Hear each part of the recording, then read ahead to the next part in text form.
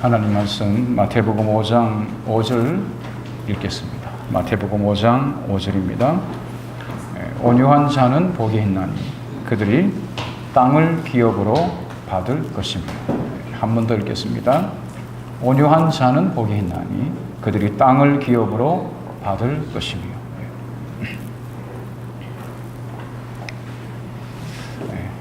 지난 한 주 동안 이 무더운 날씨에 열심히 사느라고 수고하신 성도님들께 하나님께서 크게 복을 주시고 또 그 삶을 평안하게 하시고 또 형통하게 하시기를 바랍니다. 많이 힘드시죠? 많이 힘드시지 않나요? 힘드시지 않는데 힘드시죠라고 물어서 미안합니다.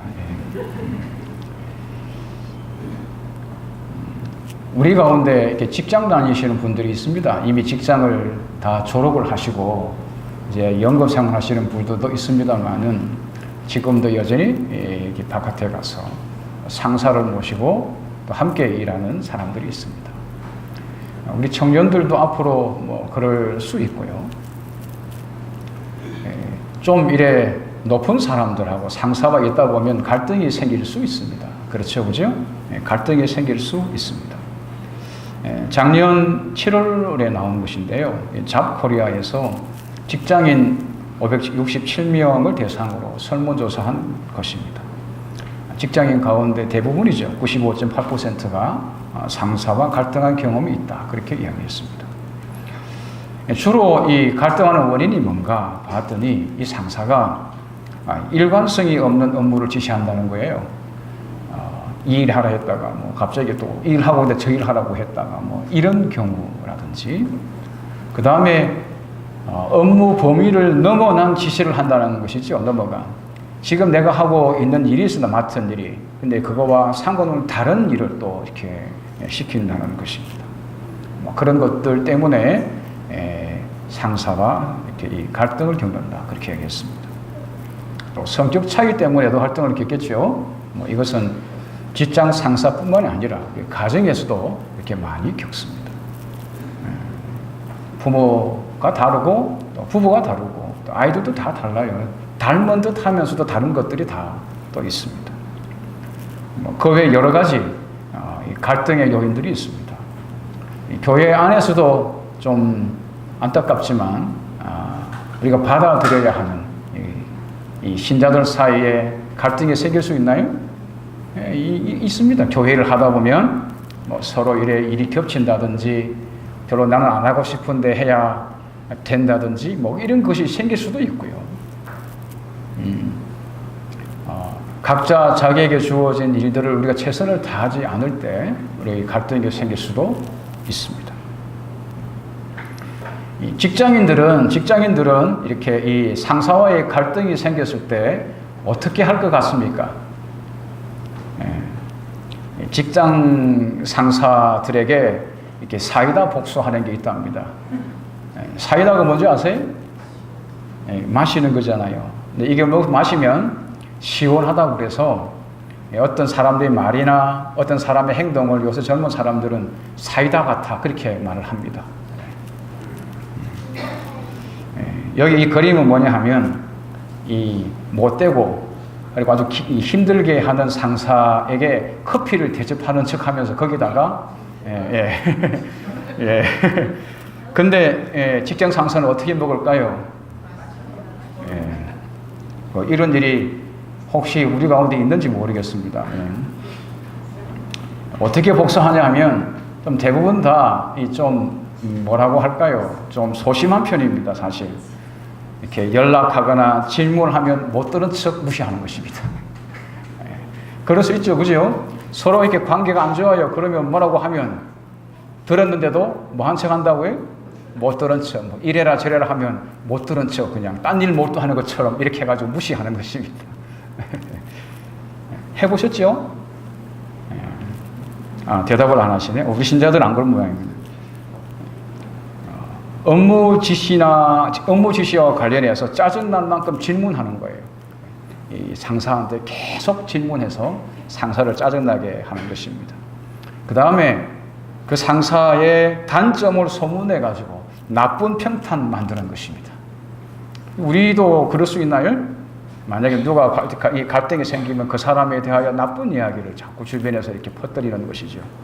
그래서 그 사람을 이렇게 왕따 시키는 것입니다. 그 다음에 하기 싫은 일을 떠넘기는 것입니다. 그 사람한테 내가 하기 싫은 일을 하게 만드는 것입니다. 이런 일도 있더라고요. 회식할 때 상사가 법인카드가 아니고 개인카드 쓰도록 어떻게 쓰는지 꼬드겨가지고 하는 거.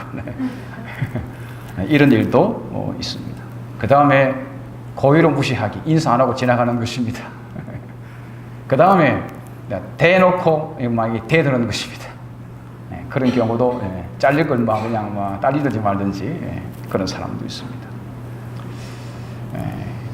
저와 여러분들도 만약에 누군가로부터 이렇게 합당하지 않은, 내가 이해가 되지 않는, 내가 받아들일 수 없는, 정말 마음 상하는, 화가 나는 그런 어떤 일을 하게 되거나 그런 관계가 이루어졌을 때, 죄송합니다만 혹시 복수하시나요? 예? 못 들은 척 하시나요? 아니면 아까 말씀드린 것처럼 뒤에 가서 그 사람의 단점 막 이렇게 덜쳐내갖고 막 이렇게 소문내고 다니시나요? 아마 우리 신자들 가운데 이런 사람이 참 다행스럽게도 한 명도 없는 줄로 알고 있습니다. 저와 여러분이 억울하고 속상한 일이 생겼을 때 예수 믿는 사람들은 어떻게 복수할까요? 어떻게 복수하면 되죠? 예? 팔복은 예수 믿는 사람들의 삶을 이렇게 전체적으로 이렇게 조망해주는, 보여주는 글입니다. 그리고 예수 믿는 삶은 우리 편에서, 사람 편에서 볼 때 어떻게 시작되어서 어떻게 결말 지어지는지 보여주는 글이기도 합니다. 예수 믿는 신앙은 자신이 얼마나 영적으로 가난한지를 아는 데서 시작합니다. 하나님이 우리가 얼마나 가난한지를 알게 하십니다. 하나님의 부유함으로 우리의 가난함을 채워주시기 위해서 하나님이 우리를 이렇게 가난하게 때로는 하시고 가난함을 알게 하십니다. 우리를 늙어가게도 하시고 병들게도 하시고 혹은 직장 생활이 잘 안 되게도 하시고 사업에 실패하기도 하시고 때로는 우리를 죽음에까지 넘기기도 합니다. 예수님의 이 팔복의 말씀은 이 영적인 말씀이죠. 우리에게 영생을 주시는 말씀입니다. 가난하다라고 하는 말은 영적으로 가난한 것이고요. 그것은 우리가 죄인이라는 것, 또 우리 스스로 그 죄로부터 우리 자신을 구원할 수 없다는 것, 그것을 영적으로 가난하다 그렇게 말합니다. 우리에게 생명이 없고 특별히 무엇보다도 우리에게 사랑이 없다는 것을 의미합니다. 사랑이 없다. 우리가 사랑하지 못한다.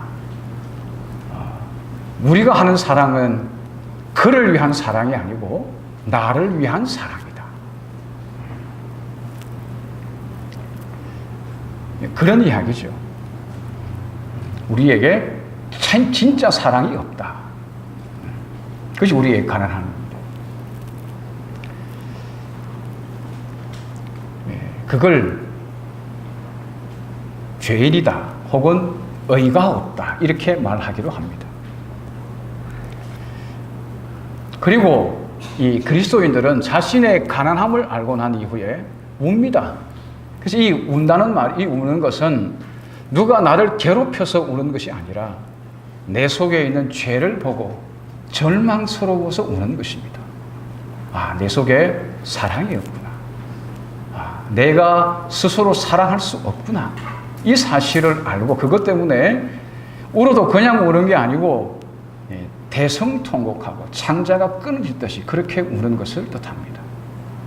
지난번에 말씀드린 것처럼 다른 누군가가 나에게 상처를 준 것 때문에 우리가 우는 것이 아니고 내가 다른 사람에게 상처를 준 것 때문에 그가 나로 인해서 아파하는 것 때문에 그가 나로 인하여 마땅히 받아야 할 사랑을 받지 못해 외로워하는 것 때문에, 그래서 내 안에 없는 사랑 때문에, 내가 주지 못하는 사랑 때문에 우는 것입니다. 그게 그리스도인의 두 번째 모습입니다. 가난함을 알고 그 가난함 때문에 우는 것입니다. 질이 좀 다르지요? 그지요? 이 그리스도인의 이 참된 길입니다. 그리고 어떻게 할까요? 온유한 자는 복이 있나니. 이 온유는 벌레 뜻이 하나님 앞에 자신을 낮추는 것입니다. 온유란 벌레 뜻이 뭐라고요? 하나님 앞에 자신을 낮추는 것입니다. 그동안 자기가 대단한 줄 알았는데 살아가면서 깨닫게 되기를 별거 아닌 거예요.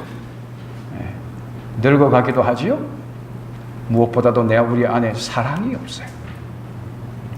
인간관계에 갈등이 생겼을 때 그 갈등을 사랑으로 해결할 능력이 없어요. 그 관계에 질질 끌려가죠. 거의 포로가 돼요.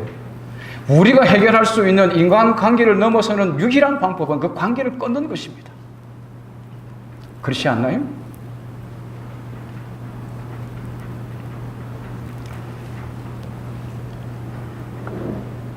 우리의 이 절망스러운 모습 때문에 하나님 앞에 자신을 굴복시키는 것입니다. 하나님, 제가 보니 아무것도 아니네요. 내가 할 수 있는 게 아무것도 없네요. 하나님, 제가 이처럼 영적으로 가난합니다. 하고 자신을 신뢰하기를, 스스로 사랑하기를 포기한 것입니다. 하나님께 전적으로 엎드린 상태. 그게 온유의 본래 의미입니다. 그래서 이 히브리어 이 온유를 뜻하는 아나브는 원래 의미가 굽힌다고, 굽히기 때문에 그것이 어떤 의미로 사용되냐 하면 겸손하다, 친절하다, 이렇게 나타나는 것입니다. 하나님 앞에 자신을 뭐 했으니까? 엎드렸으니까.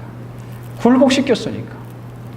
스스로 뭔가 할 수 있을 것 같은 자기의 이 오만함, 교만함, 그걸 포기하고 하나님 앞에 엎드렸으니까 겸손함으로 나타나는 것입니다. 헬라어도 그 단어가 친절하다는 뜻이고, 그리고 동정심이 많다는 뜻도 갖고 있습니다. 특별히 헬라어는 이 야생마 있잖아요. 야생마. 이렇게 길들이지 아니한 말입니다.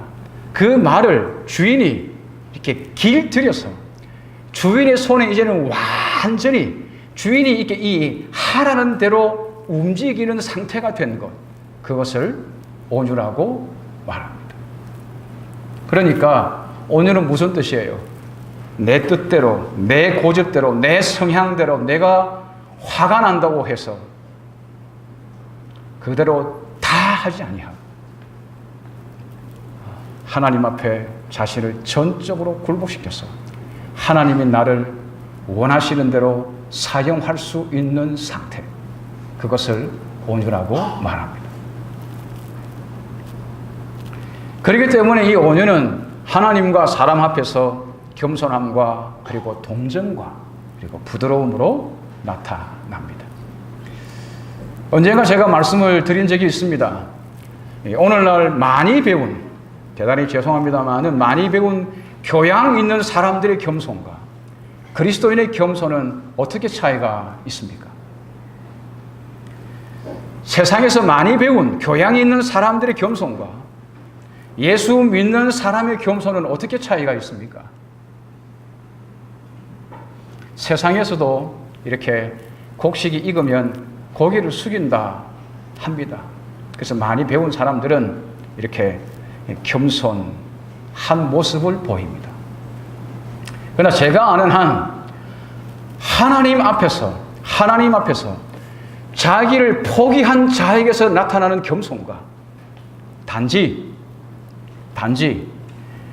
겸손한 사람이 인정받는 이 생활 가운데에서 겸손하면 내가 인정을 받고 교만하면 사람들이 나를 싫어하는구나 라고 하는 사실을 배워서 겸손하려고 하는 것과 질적으로 완전히 차이가 있습니다. 왜냐하면 교양이 있는 사람들의 겸손은 자기를 포기한 상태에서 오는 겸손이 아니기 때문에 그렇습니다. 이미 다 아시겠지만 이렇게 이 사람이 진짜 겸손인가 아니면 가짜 겸손인가 알 수 있는 게 있습니다. 그 사람을 진짜로 낮춰보면 합니다. 낮춰보면 합니다. 진짜로 겸손한 그리스도인은 이미 자신을 예수 앞에 자신을 굴복시켰기 때문에 누가 자기를 밟아도 저와 여러분 아직 이 땅에 있고 이 죄된 성향이 있어서 혹시 꿈틀은 할지 모르지만 거기에 대하여 금방 이렇게 이 소화를 하고 하나님 앞에서 자기가 낮춰졌음을 잊지 아니하고 굴복되었음을 잊지 아니하고 그것에 대하여 민감하게 반응하지 않습니다. 그러나 그렇지 않은 사람들은 금방 살아나죠. 자신이 죽지 않았다는 것, 살아있다는 것을 여러 방법으로 증명하는 것입니다. 큰 소리를 치든 부둥켜 안고 싸우든 아니면 무시해버리든 여러 방식으로 말이죠. 사람이 자신의 위치를 잃어버리는 방식이 두 가지 있습니다. 하나는 지나친 칭찬을 들을 때입니다. 저와 여러분이 이 칭찬받을 것 그 이상으로 칭찬받으면 사람이 덜 됩니다. 사람이 교만해지고 거만해지고 나중에 거드름 피우고 남들 무시하고 그럽니다. 그래서 지나친 칭찬이 독이 되죠. 어떤 칭찬은 때에 적절한 칭찬은 정말 힘이 됩니다만은 어떤 또 다른 칭찬은 그 사람의 영혼을 파괴시키기도 하는 것입니다. 또 하나는 억울한 말을 들을 때죠. 정당한 대접을 받지 못한다고 느낄 때입니다. 그러면 웬만한 사람들 다 자기 본성 드러납니다. 그렇지요? 용기 없는 사람은 스스로 포기해버리고 좀 그나마 좀 있다고 얘기하는 사람은 결판을 내거나 할 것입니다. 세상을 최고의 지도자라고 여긴다면 누구일까요? 속에 있는 에너지를 바깥으로 막 퍼뜨리는 사람이죠. 그렇지 않나요? 그런 사람들이죠. 아주 적극적이고 활동적이고 모든 에너지를 자기 분야에 쏟아내는 사람이라고 생각합니다. 그러나 하나님 앞에서 하나님이 쓰시는 진짜 지도자는 그런 사람이 아닙니다. 유감스럽게도. 하나님이 쓰시는 사람, 그는 근본적으로 자신을 하나님께 굴복시킨 사람입니다. 자신의 의지를, 자신의 에너지를 포기한 사람. 그래서 그는 이 사람 앞에서 겸손과 동정과 부드러움을 나타냅니다. 성경 가운데에서 가장 온유한 사람으로 불리는 인물은 모세입니다. 모세는 비록 히브리인 노예로서 태어났지만 하나님의 섭리 가운데서 그 애굽의 왕자로서 40년을 애굽 왕궁에서 살게 됩니다. 그는 거기에서 애굽 교육을 받죠. 말하자면 세상 교육을 받습니다. 세상의 힘에 대하여 배웁니다. 세상의 힘은 권력이고 무력이고 군사력이고 지식이고 재물이고 그리고 자기 자신이라. 그렇게 배웠습니다. 믿을 건 자기고 물리적인 힘을, 돈을, 지위를 가지는 것이라. 필요하면 주먹을 휘둘러야 된다고. 그렇게 가르치는 것이 세상의 힘입니다. 그래서 그가 자기 백성, 이스라엘 백성 중에 한 사람이 애굽 이 현장 감독에 의해서 이렇게 불리한 취급을 받는 걸 보고 그러니까 화가 났어요. 그는 정의의 주먹을 날립니다. 그래서 이 감독을 죽이죠. 그리고는 숨깁니다. 히브리인들이, 그 유대인들이 자기 편이 될 줄로 생각했습니다. 근데 그렇지 않았습니다. 곤욕을 치르고 있는 그 사람을 구하기 위하여 애굽의 이 현장 감독을 죽였으니 곤욕 중에 있던 그 히브리인 자기 동족은 이 모세에게 고맙다는 말을 해야 되잖아요. 하지 않는 거예요. 왜 안 할까요? 머리를 쓰는 것입니다. 내가 어떻게 해야 살아남을까? 모세 편에 서야 할까? 아니면 애굽 편에 서야 할까? 사람들은 말입니다. 대부분 다 생존 본능에 따라 움직입니다.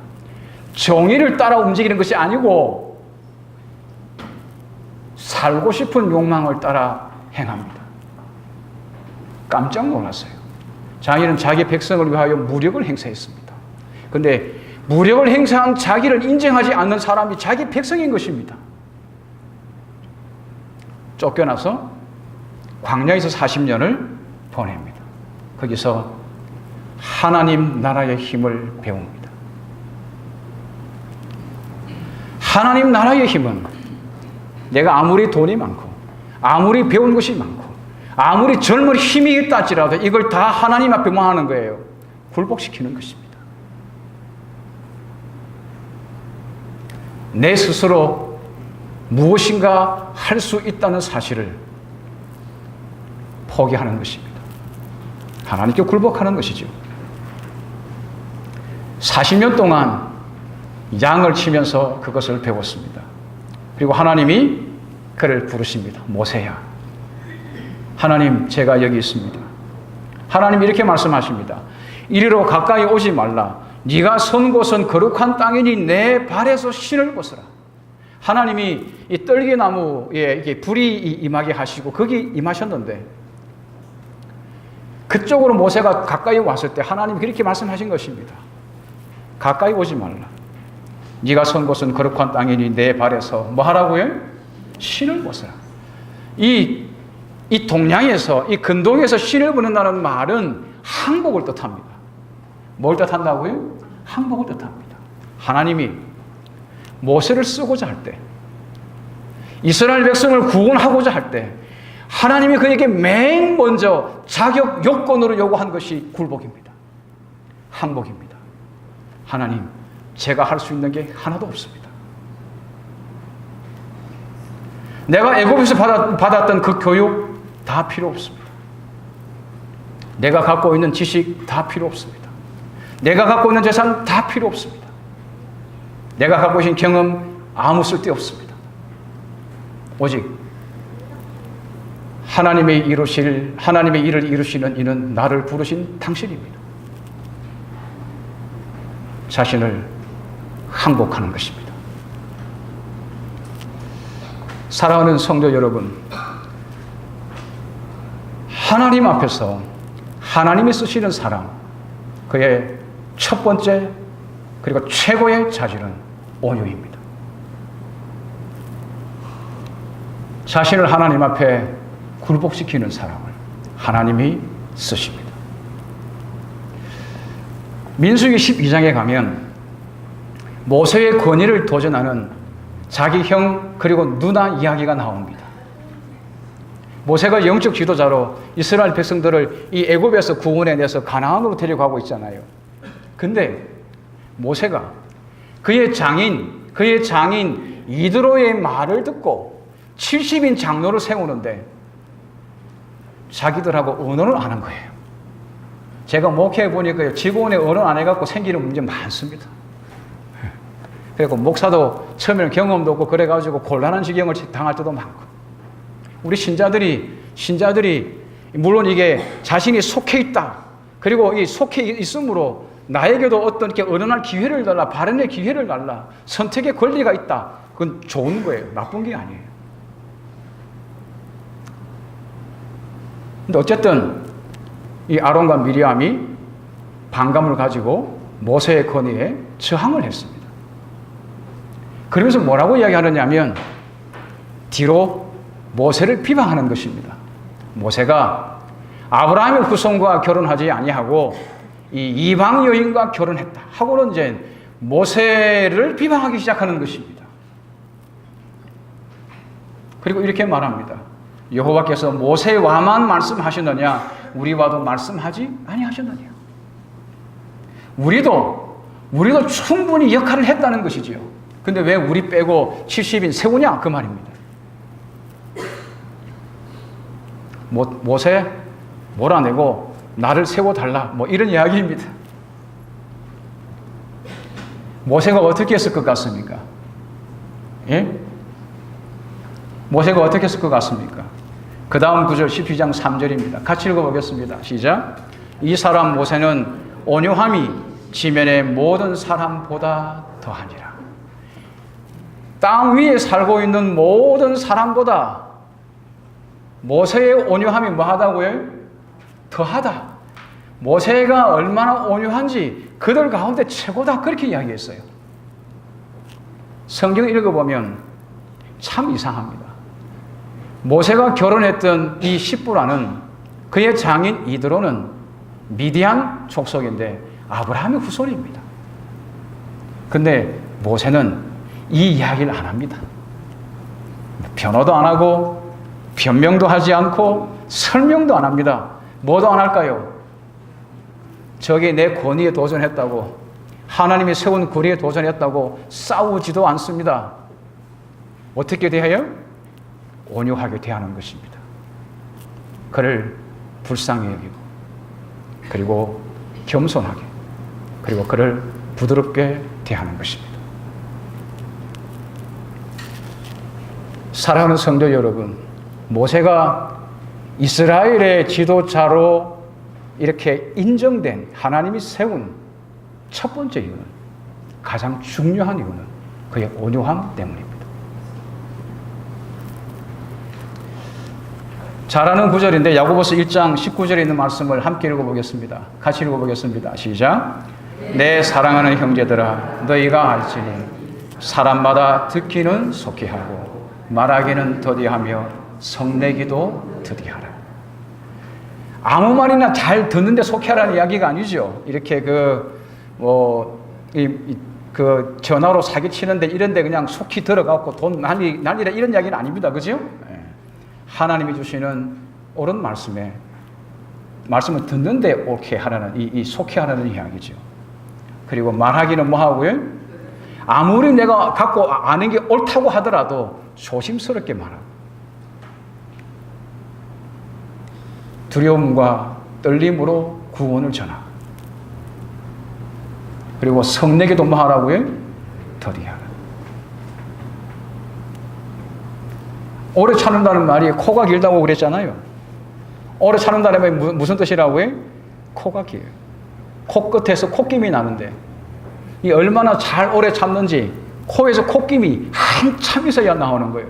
무슨 말이죠? 그만큼 성을 잘 안 낸다는 거예요. 그러므로 성경이 말하는 온유는 자신의 영적 가난을 알아서 울면서 하나님 앞에서 자신을 굴복시키신 자로, 사람들이 자신을 평가절하하고 부당하게 대우하고 해롭게 한다 할지라도 본능을 따라 충동을 따라 격동하지 아니하고 자기를 그렇게 대하는 자를 동정하고 부드러움과 겸손함으로 대하는 것, 이게 하나님의 백성이 가진 온유한 모습입니다. 우리 성도들이, 그리고 제가, 우리 장로님들이, 우리 집사님들이, 직분을 맡은 모든 리더들이 그렇게 되기를 간절히 소망합니다. 정언복음 3권 48페이지에 이런 말씀이 있습니다. 온유는, 같이 읽어보겠습니다. 같이 읽을게요. 시작. 온유는 기쁜 마음으로 고통을 당하고 시련을 견디는 귀한 은혜이다. 온유는 참을성이 있고 모든 형편 아래서 행복하기를 힘쓴다. 온유는 항상 감사하고 심령으로 하나님께 찬양하고 자신의 축복된 노래를 가지고 있다. 온유는 실망과 학대를 참고 보복하지 아니한다.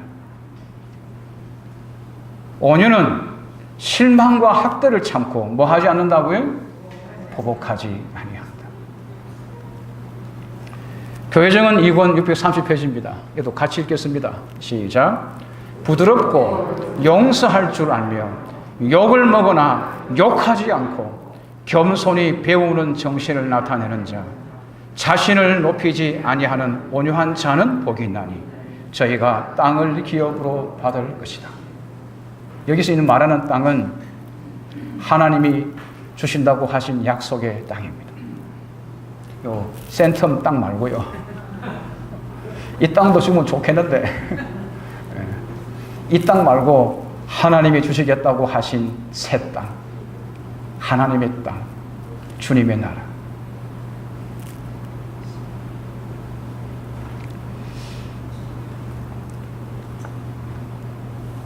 시편 25편 9절에 온유한 자를 정의로 지도하시며 온유한 자에게 그의 도를 가르치시리로다.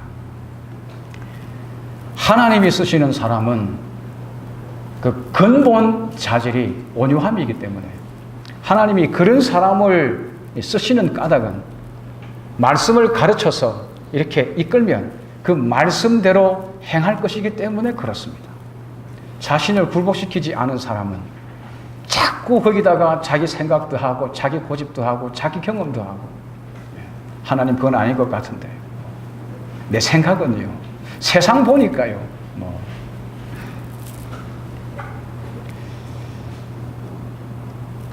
성경은 모세를 하나님과 대면한 사람으로 말합니다.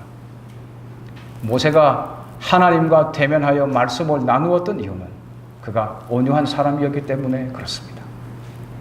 그러므로 저와 여러분들이 하나님과 깊은 대화를 나눌 수 있을 만큼 하나님 앞에 자신을 굴복시키고 혹시 하나님이 혹시 사람이 우리가 이해할 수 없는 그 어떤 일을 행한다 할지라도 여전히 온유한 마음을 갖고 동정과 부드러운 마음과 겸손한 마음을 갖고 하나님 앞에서는 저와 여러분이 되기를 바랍니다.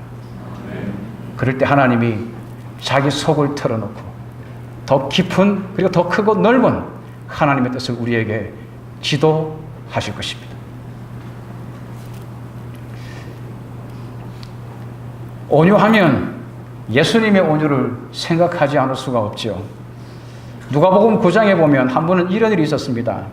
예수님이 이젠 십자가에 못 박혀 돌아갈 일이 얼마 남지 않았는데 원래 이스라엘 사람들하고 사마리아 사람들은 원수지간이거든요. 그런데도 예수님은 사마리아 사람들을 참 사랑했고 어떤 기회가 닿든지 간에 그들 가까이 가서 영생의 복음을 전하기를 원하셨습니다. 그래서 이 제자들과 함께 지나가다가 사마리아에서 하룻밤 묵기를 원하셨어요. 제자들을 보냈어요.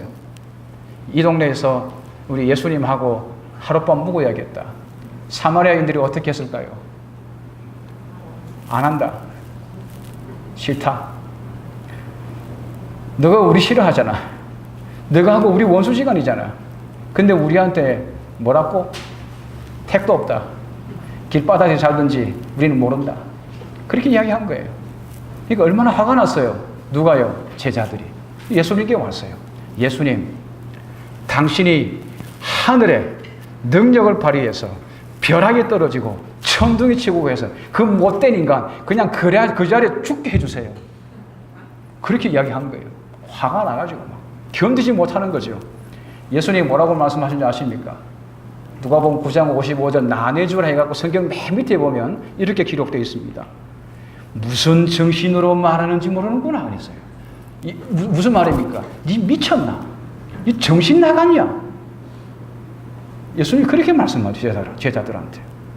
그리고 이렇게 말씀하셨어요. 인자는 사람의 생명을 멸망시키러 온 것이 아니고 구원하려 왔노라. 이게 예수님 말씀이었어요. 복수하지 않으셨어요.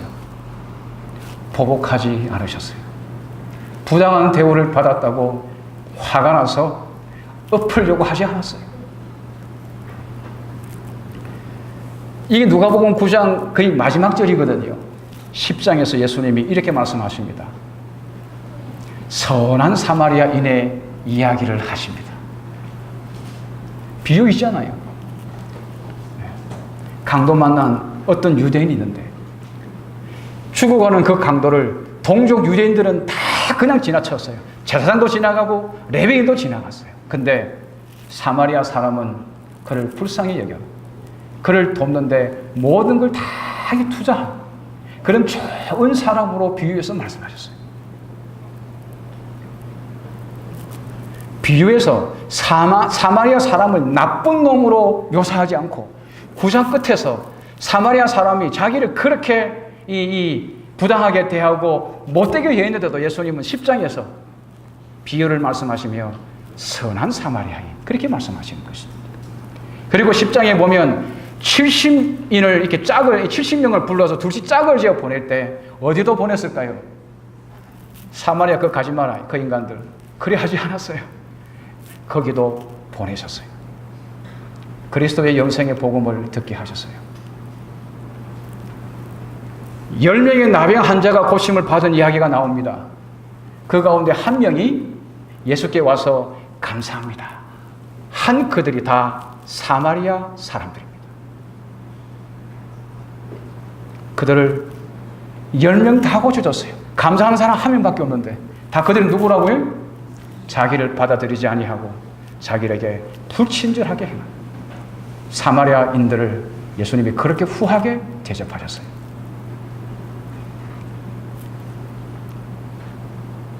누가복음 17장 22절에 있는 말씀입니다. 예수님이 하늘로 올라가시기 전에 제자들에게 선교 사명을 맡기시며 뭐라고 하셨어요? 예? 너희가 땅끝까지 이르러 내 증인이 되라고 하실 때 예루살렘과 사마리아와 저 원수 동네에도 복음을 전해야 해. 너희가 가서 매를 맞고 내쫓김을 당하더라도 저 사람들에게 그리스도의 은혜의 복음을 전해야 돼. 시대 소망에 보면 이런 말씀이 있습니다. 그리스도께서는 방금 사마리아인에게 거절을 당하셨지만 사마리아인에 대한 당신의 사랑은 변함없었다. 저와 여러분이 주님을 닮은 사람들이 되기를 간절히 바랍니다. 사마리아인들은 저희가 예수를 거칠게 대하였음에도 불구하고 예수께서 저희에 대한 사랑으로 충만하심을 보고 마음이 예수께 끌리었다. 예수께서 승천하신 후에 사마리아인들은 구주의 사신들을 환영했으며 예수의 복음을 들고 찾아온 이 복음 전도자들, 제자들을 환영했으며 제자들은 한때 저희의 가장 큰 원수였던 사람들 가운데서 귀중한 수확을 거두었다. 사랑하는 여러분, 욕으로 갚지 않는 우리 주님의 거룩한 성도들이 되기를 간절히 바랍니다. 치제 소망 353페이지 같이 읽겠습니다. 같이 읽습니다. 시작. 도발을 받을 때 온유함을 지속하는 능력은 아무리 강력한 논리보다도 더 효과적으로 진리를 옹호할 것이다.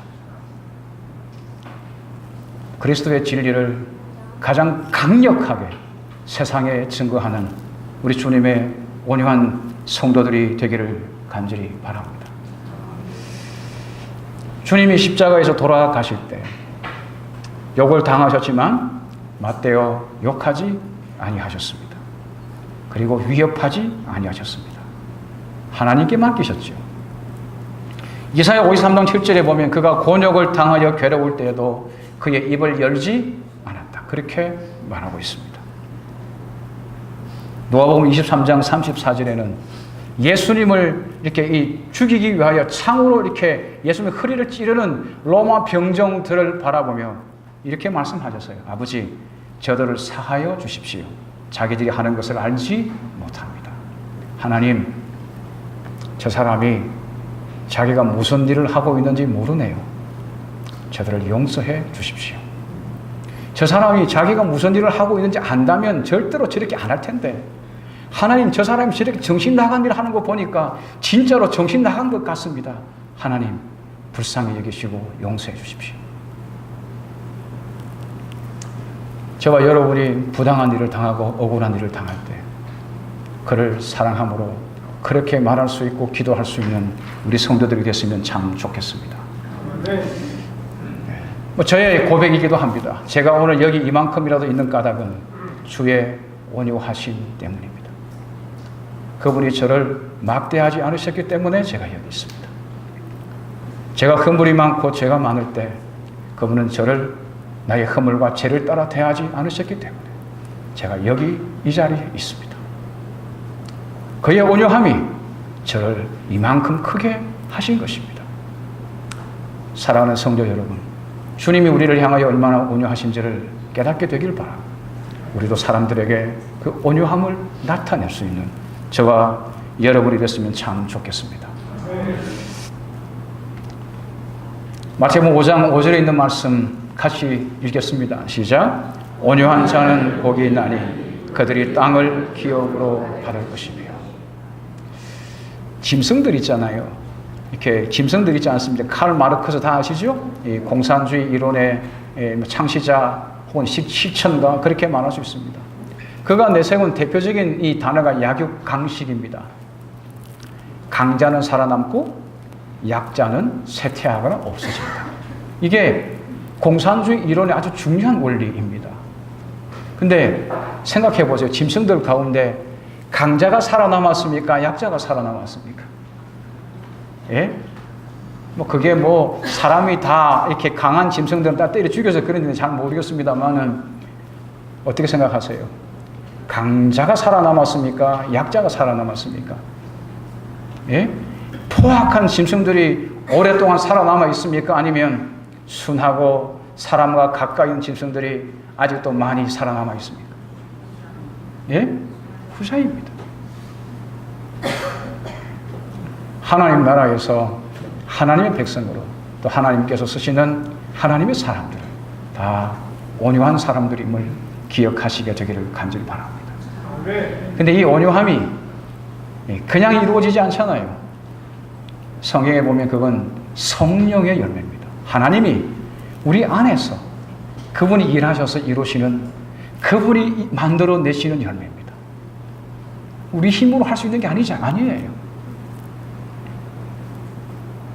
하나님께 의지하고 하나님을 바라보고 예수를 생각하고 예수를 믿으며 자신을 굴복하고 하나님이 주시는 그 이 부드럽고 동정 많고 겸손한 마음을 갖게 되기를 가장 소망합니다.